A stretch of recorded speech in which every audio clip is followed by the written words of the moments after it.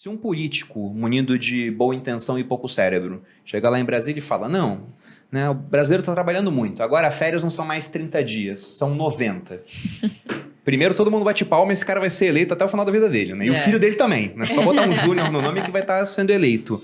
Quando ele faz isso, o cara que tem um posto de gasolina, ele vai lá e fala, caramba, ele faz uma conta e vê, tem que contratar 30% a mais de trabalhadores. Aí ele tem, né, sei lá, 10 pessoas, ele tem que contratar 3, nesse caso, e para isso pode não ter recurso naquele momento. Aí ele tem que cobrar mais caro. Só que se ele tenta aumentar o preço, ele perde market share para o cara que vai fazer a mesma conta lá, vê que tem que contratar também 30%, mas ele tem 6 mil postos de gasolina espalhados por aí. Exato. Ele consegue comprar por preços diferentes porque ele compra em muito maior quantidade. Então, ainda que o impacto seja o mesmo em nível de contratação, quem é maior sofre muito menos com isso comparado a quem é menor. E se esse cara ele perde mercado, ele ganha menos. Se ele ganha menos, ele tem menos capacidade de reinvestir comparado com o outro. Daqui a pouco ele fala, não consigo mais manter meu posto. O que ele faz? Vende pro grande. Então o grande fica maior, enquanto o pequeno vai sendo tirado fica cada do vez jogo. menor. Né? É a mesma lógica para a tributação dos dividendos. Se não haver uma compensação no IRPJ, na verdade acaba sendo no longo prazo um tiro no pé. Nada indica de que isso vá acarretar em um aumento da arrecadação. Ao contrário, você tem um incentivo à pejotização, principalmente nas pequenas e médias empresas, de você internalizar gastos que são pessoais, por exemplo, e colocar lá como se fosse da empresa. Óbvio, porque todo agente econômico vai se movimentar no sentido de pagar o menor imposto possível. Então, a gente precisa conversar quando fala de tributar dividendos, né, que é um fantasma que assombra os investidores desde o momento em que o dividendo deixou de ser tributado. Né? Para quem não sabe, até 95 o dividendo era tributado. Então, a estratégia nasceu com o dividendo já sendo tributado. Você tinha um sócio ali a mais, que era a receita comendo um pedacinho da sua rentabilidade. Então, mesmo nesse quesito, as empresas que mais vão sofrer é o pequeno empresariado. De novo, porque grandes empresas que têm capital aberto, têm plena condição, obviamente, de contratar bons profissionais para fazer o quê? Uma gestão tributária mais eficiente e pagar menos impostos. Então, nem que isso acarrete em menos dividendos num primeiro momento, mas, sei lá, mais bonificações ou mais recompra de ações, de novo, quem vai sair perdendo é o pequeno e médio empresário, que é quem emprega nesse país. Então, mas se você for analisar friamente, hoje são poucas as empresas que pagam dividendos. A maioria paga juros sobre capital próprio. E o juro sobre capital próprio ele é tributado. Então, eu não sei até que ponto a tributação do dividendo poderia ser uma alavanca para o governo tributar mais. Ao contrário, ele vai inibir o cidadão de investir. É verdade. Tá correto? Então, se pega lá fora, o pessoal quase não paga. É uma coisa que está sendo avaliada. Até agora não se falou em tributar o dividendo com tanta intensidade, porque a gente já teve a oportunidade de conversar com alguns parlamentares. Eu era presidente do Conselho Regional de Economia, então perguntaram para mim o que eu achava sobre tributar dividendo, tá certo? Eu respondi o seguinte: taxar dividendos é miopia tributária. Por quê? Porque na época em que o dividendo era taxado, a maioria dos empresários pagavam um dividendo pequeno, davam proventos através de outros mecanismos, tá entendendo? Então o governo nunca arrecadou aquilo que ele estima ser uma fonte de arrecadação, entendeu? Porque tem uma coisa, o governo ele pensa em subtrair, não é isso? Ao passo que o empresário ele pensa em quê? Em contribuir, tá entendendo? Então, lamentavelmente, o governo está sistematicamente através de órgãos, por exemplo, os sindicatos. Os sindicatos, a cada momento, querem mais garantias, mais direitos e mais benefícios para o trabalhador. Na razão direta que você amplia direitos, benefícios, você elimina o emprego. Está correto? Você veja que coisa interessante. Você já esteve nos Estados Unidos? Sim, já fomos algumas vezes. Você chegou a alugar um carro? Não chegamos a alugar. Nos Estados Unidos, por exemplo, você abastece o seu carro. Você vai lá, chega e fala, eu quero botar $40. Pá! O cara fala, paga. Você paga e ele libera, você vai lá e enche o tanque. Você sabe que aqui é proibido isso? Sim, aqui tem que ter o frentista. Proibido.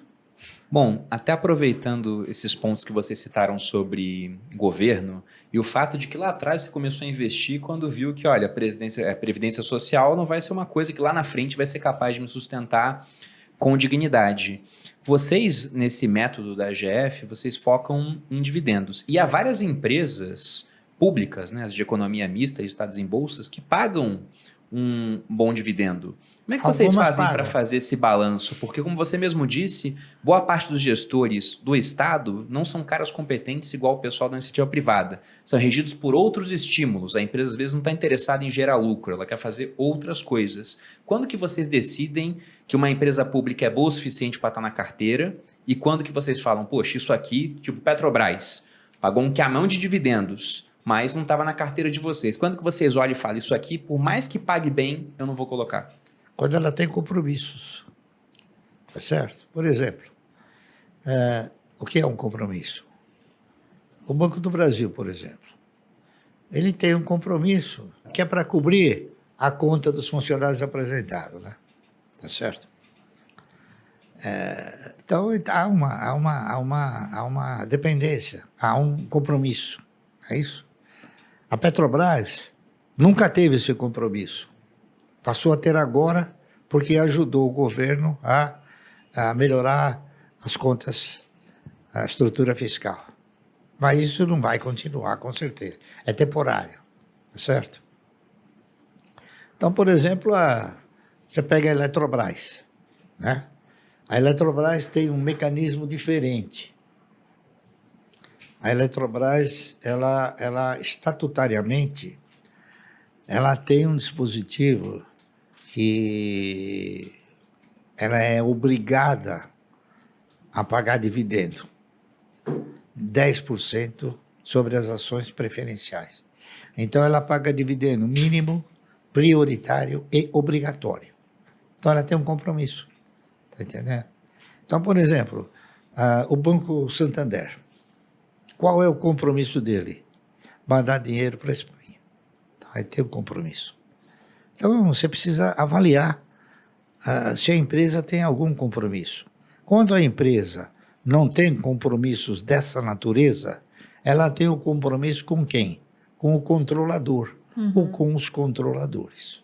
Está correto? E é isso aí. Então, basta você avaliar isso.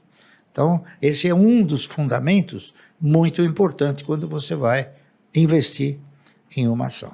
Você pega, por exemplo, a TRPL, a Transmissora Paulista de Energia Elétrica. Ela tem um compromisso de alimentar os seus controladores lá fora. Tá certo? Você pega, por exemplo, a Taesa. Ela tem o compromisso de transferir recursos, tanto para a TRPL como para a CEMIG. Então, você vai avaliando todos esses compromissos. Coisa que a maioria não faz, né? Entendeu? Então, esse é um dos fundamentos. Tá correto? Eu vou só fazer alguns complementos. Tem alguns outros fatores também bastante importantes. Primeiro, o setor. Dificilmente a gente investiria, por exemplo, nos Correios se fosse uma empresa de capital aberto, né? Então, acho que o setor faz muita diferença. Você investir numa empresa de logística para uma empresa de energia, né? São bichos completamente diferentes. Sim. Você tem que ver qual governo, né? Qual estado que é ali sócio dessa empresa. Então, por exemplo, uma CEMIG ou alguma estatal de controle do governo estadual é um nível de risco, de repente, diferente de uma cuja União seja sócio, né? Então, por exemplo, hoje aventua-se a privatização da Copel, que é uma empresa cujo o governo do estado do Paraná é um grande acionista. Então, tudo muito depende do nível de governança corporativa e, em última instância, o preço. De nada vale ser uma excelente empresa se isso não vai ser um bom investimento. E isso depende da margem de segurança com que você investe. Então, a gente estava falando hoje, né, um pouco mais cedo sobre o Banco do Brasil. Estava olhando aqui no nosso aplicativo, a GF+. O valor patrimonial da ação é R$ 51,50. Bom, isso depende, porque eu vi com o Felipe que tem duas formas de avaliar. Baseado no último resultado, vamos chutar R$ 51, R$ 52 reais. Quer dizer, o papel está cotado a 34 hoje. Muito abaixo do seu valor patrimonial, né? Entre outras métricas que a gente analisa, dividend yield, PL, enfim. Então, é uma excelente empresa, falando operacionalmente, tem ali alguma robustez de governança em relação a outras empresas, né? Então, não sofre tanto quanto uma Petrobras, por exemplo, e o fator preço acaba sendo extremamente importante, né? Porque é o que vai determinar, claro, é o que vai determinar o seu retorno total ao acionista, que é a somatória de quanto você recebe e reinveste em dividendos, mais a consequência natural de ter um bom portfólio com boas empresas, que é a valorização dos seus ativos, né? Então, acho que o preço também é um fator fundamental aí.